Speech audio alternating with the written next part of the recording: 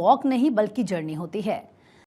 Self belief से भरी हुई और हजारों नजरों के बीच खुद पर भरोसा रखने वाली आज हमारे पॉडकास्ट में एक ऐसी पर्सनालिटी जो मिस राजस्थान के टॉप 28 में अपनी जगह बनाने में सक्सेस हुई हैं। एक मॉडल, एक ड्रीमर और एक वॉरियर जिन्होंने सिर्फ अपना लुक नहीं, अपना एटीट्यूड भी स्टेज पे पहना।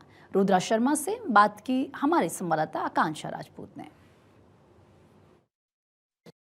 हेलो एंड वेलकम, मैं हूं आपके साथ आकांक्षा राजपूत। रैंप पर चलना इतना इजी नहीं होता और ये सिर्फ एक वॉक नहीं होती, एक जर्नी होती है, सेल्फ बिलीफ की जर्नी। सबसे बड़ी बात कि हजारों चेहरों के बीच में आप खुद पर भरोसा रखते हैं, ये वो जर्नी होती है। आज के हमारे इस एपिसोड में एक खास मेहमान हमारे साथ मौजूद रहेंगी जो मिस राजस्थान के टॉप 28 में शामिल रही हैं। एक ड्रीमर है, एक मॉडल है, एक वॉरियर भी है जो अपना एटीट्यूड स्टेज पर खुद पहनकर चलती हैं। रुद्रा शर्मा इस वक्त हमारे साथ हैं। रुद्रा, बहुत स्वागत करती हूँ सबसे पहले आपका।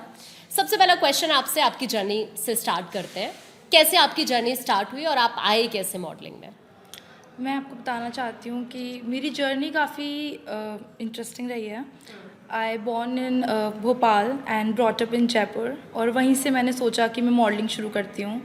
आई have always wanted to turn my passion into purpose, that's why I got into Miss Rajasthan and this is my first gig.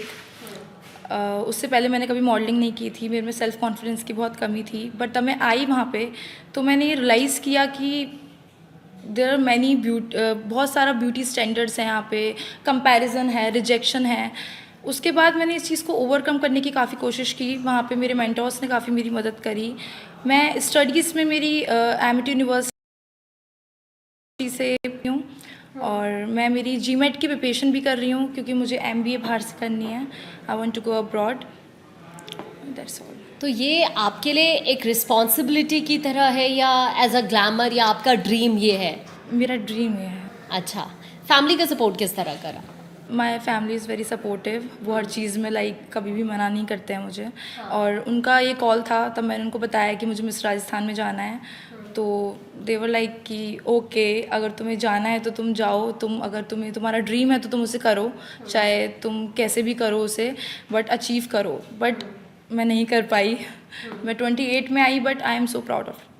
अच्छा, जैसे आप टॉप 28 में आप आए तो उस वक्त क्या फील हो रहा था? थोड़ा लगा कि मॉडल बनना बहुत मुश्किल है, ऐसा कुछ आया उस टाइम माइंड में? उस टाइम ये सब माइंड में नहीं था। उस टाइम बस एक एक्साइटमेंट थी कि टॉप 28 में कॉल आया था इंटरव्यू के बाद। तो I was sitting and call आया एंड मैंने बात की, तो एक्साइटेड थी। बट तब मेरे को ये सब चीज़ें नहीं पता थी। वहाँ जाके ये सब चीज़ें मुझे रियलाइज़ हुई कि क्या होता है एक्चुअली में। अब पहले मैंने बस सिर्फ एक टीवी पे देखा था ये चीज़, टीवी पे, रील्स पे, कि वॉक करना होता है, बस बात करनी होती है, but it's not that easy. अच्छा, जब आप रैंप पर वॉक कर रहे होते हैं उस टाइम क्या फील हो रहा होता है? इतने लोग वहाँ पर होते हैं, क्या मन में चल रहा होता है? उस टाइम एक ऐसा फील होता है कि यू हैव टू इट। तुम्हें तब हम बैक स्टेज पे होते हैं तो बहुत नर्वसनेस होती है। जो हमारा आगे वाला जो कंसिस्टेंट होता है उसको देखते हैं एंड देन वी लाइक कि करते हैं। इस तरह के देखिए बहुत सारे मोमेंट्स लाइफ में ज़रूर आते हैं, तब आपको लगता है कि शायद अब मुझसे नहीं हो पाएगा। लेकिन जैसा आपने कहा कि फैमिली का हमेशा से सपोर्ट रहा है, अब आगे आपकी प्लानिंग क्या है? मेरी फ्यूचर गोल अभी ये है कि मैं जीमेट की प्रिपरेशन कर रही हूँ, तो अकेडमिक्स पे मुझे काफ़ी ध्यान देना है क्योंकि I am just 19 years old. तो अभी मुझे अकेडमिक्स पे काफ़ी ध्यान देना है और मॉडलिंग में भी अपना करियर बनाना है। I want to represent my state at national and international level. अभी आपने रैंप का जिक्र किया, उस वक्त आपने बताया क्या फील हो रहा होता है, लेकिन जो हमारे ऑडियंस इस वक्त आपको सुन रहे हैं वो ये जानना ज़रूर चाहते हैं आपसे कि क्या इतना इजी होता है क्या रैंप पर चलना जितना लोगों को लगता है? नहीं, बिल्कुल ईजी नहीं होता है। हमें 12-12 घंटे प्रैक्टिस करनी होती थी हील्स में, और शू बाइट्स होते थे। बट नहीं, हमें पंक्चुअल टाइम पे आना होता था। हम 2-3 मिनट भी टाइम पे लेट नहीं हो सकते हैं। और तब हम रैंप पे चलते हैं तो हमें एक स्ट्रॉन्ग प्रेजेंस मेंटेन करनी होती है ताकि लोग हमें देखें, इंटरेस्टेड हों वो हमारी वॉक में। It's not just about face, it's about whole body structure, expressions, eye contacts. अच्छा, पूरा जो आपका लाइफस्टाइल रहता है वो किस तरह का रहता है? क्योंकि है ना कि खुद को प्रॉपरली मेंटेन करके रखना इतना इजी नहीं है। फास्ट फूड खाने का मन करता है, तो कैसे कैसे अपनी डाइट को कैसे मेंटेन करके रखते हो? I personally avoid junk food as much as possible. मैं मेरी डाइट बहुत क्लीन रखती हूँ, हाइड्रेटेड रहती हूँ, और most importantly listen to your body. This is the most important point.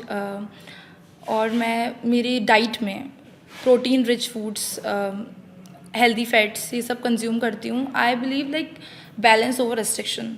लेकिन कई बार होता है ना कि अलग अलग तरह के रिएक्शंस भी लोगों के मिलते हैं, तो आपके साथ क्या ऐसा कभी हुआ, नर्वसनेस लगा कि बहुत ज़्यादा ऐसी सिचुएशन कभी आई हो, कभी ऐसी फील आई है कि शायद अब एक बार पीछे हो जाना चाहिए और देख लेती हूँ, नहीं मिलती, तो मन में बहुत सारे क्वेश्चंस इस तरह के आते हैं? हाँ, तब लाइक मेरा सिलेक्शन नहीं हुआ था, तो फिनाले के बाद फ़ोन्स वगैरह हमें नहीं मिलते थे। तो फिनाले के बाद तब हमें फ़ोन मिले तो बहुत से लोगों के कॉल्स आए, टेक्स्ट आए। सो उस टाइम पे मुझे लगा कि तब मैं निकल गई थी।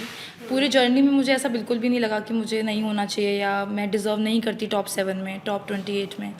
बट उस दिन लाइक आई फेल्ट समथिंग कि okay, modelling is not for me.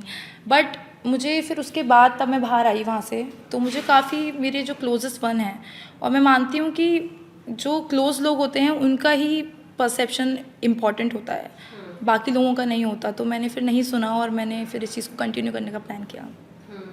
अच्छा, जो नए लोग अब मॉडलिंग में आ रहे हैं, अभी आपने काफ़ी कुछ एक्सपीरियंस यहाँ पर किया है, तो नए लोगों के लिए आपको क्या लगता है, क्या अपॉर्चुनिटीज़ इस वक्त हैं? काफ़ी अच्छी अपॉर्चुनिटीज़ हैं। लाइक मैं इतना जानती थी, बट यहाँ आके मुझे पता चला है मॉडलिंग इंडस्ट्री में कि इट्स नॉट अबाउट ग्लैमर। अगर और ब्यूटी की बात भी नहीं है, लड़कियाँ एक फेक ब्यूटी स्टैंडर्ड्स चल रहे हैं आजकल की, तुम ऐसे होनी चाहिए तभी तुम मॉडलिंग में, तुम इसके नहीं होने चाहिए, ऐसा कुछ भी नहीं होता है। इसके अलावा एक पर्पस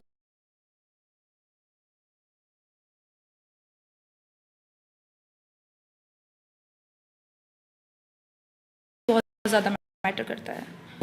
लोग सफ़र ज़्यादा बेटर तरीके से बता पाएंगे, और जो लोग अभी नई शुरुआत करने चाह रहे हैं, आई थिंक ये शो उन लोगों के लिए बहुत ज़्यादा इंपॉर्टेंट भी हो जाएगा देखना। बहुत बहुत शुक्रिया रुद्रा आपका, आपने अपना प्रीशियस टाइम हम लोगों को दिया। Thank you so much. कहते हैं रैंप पर